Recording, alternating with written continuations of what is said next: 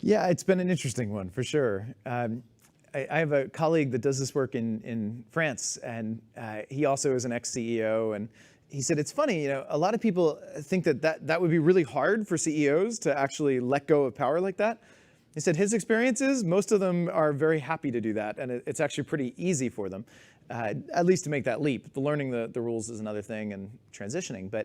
And I've actually found something very similar. It's not every CEO by any stretch, but many of them, they want a better way to run their company. They know that for this thing to scale and outgrow their limits of themselves, they need to get power in other people's hands. They need to not hold everything.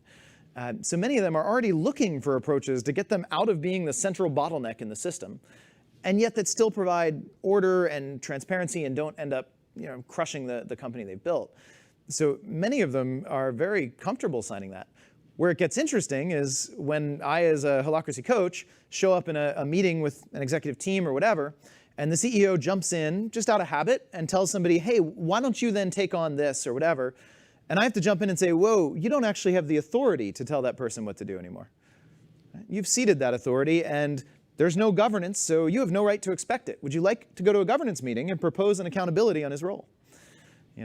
And he might raise objections, and then we'll integrate them.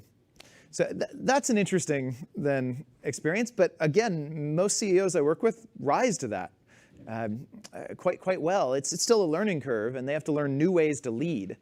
And it's probably going back to what kind of leaders adopt something like this. It's those that are ready for going back and learning new ways to influence and want something new anyway.